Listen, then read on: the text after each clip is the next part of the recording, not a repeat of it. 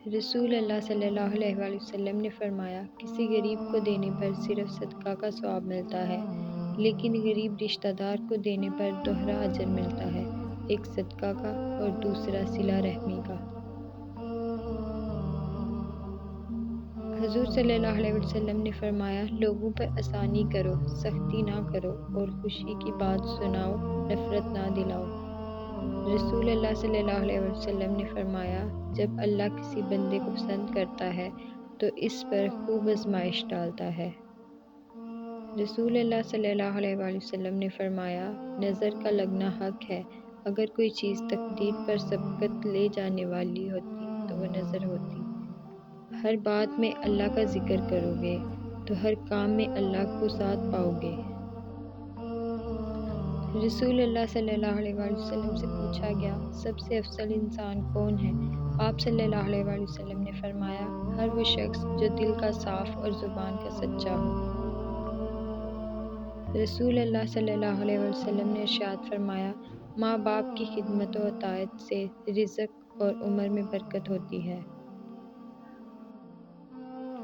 نبی کریم صلی اللہ علیہ وآلہ وسلم نے فرمایا کہ جہنم سے بچو، اگرچہ کھجور کا ایک ٹکڑا دے کر ہی صحیح، مگر ضرور صدقہ کر کے دوزخ کی آگ سے بچنے کی کوشش کرو۔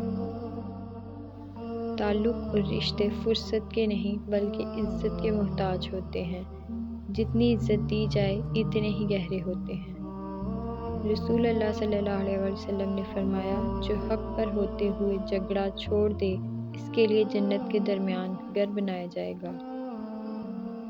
رسول اللہ صلی اللہ علیہ وآلہ وسلم نے فرمایا، اللہ تعالیٰ نے میری امت کے وسوسوں یا دل کے خیالات کو معاف کر دیا ہے، جب تک انسان اس پر عمل نہ کرے یا زبان سے نہ نکالے۔ رسول اللہ صلی اللہ علیہ وآلہ وسلم نے ارشاد فرمایا، تم مجھے ضعیفوں اور کمزوروں میں تلاش کرو، کیونکہ تم کو رزق اور نصرت ضعیفوں کی برکت سے دی جاتی ہے۔ رسول اللہ صلی اللہ علیہ وسلم نے ارشاد فرمایا، اپنی شر سے دوسروں کو محفوظ رکھیں، یہ بھی ایک قسم کا صدقہ ہے۔ رسول اللہ صلی اللہ علیہ وآلہ وسلم نے ارشاد فرمایا، جو درجہ خاموشی کی وجہ سے انسانوں کو ملتا ہے وہ 60 برس کی نفل عبادت سے بہتر ہے۔ رسول اللہ صلی اللہ علیہ وآلہ وسلم نے ارشاد فرمایا، ماں کی دعا اولاد کے حق میں بہت تیزی سے قبول ہوتی ہے۔ رسول اللہ صلی اللہ علیہ وآلہ وسلم نے ارشاد فرمایا، جس شخص کی دنیا میں دوگلی باتیں ہوں، قیامت کے دن اس کے منہ میں آگ کی 2 زبانیں ہوں گی۔ ایک شخص نے رسول اللہ صلی اللہ علیہ وآلہ وسلم سے عرض کیا، کیا چیز دوزخ کی آگ کو ٹھنڈا کرے گی؟ فرمایا، دنیا کی مصیبتوں پر صبر۔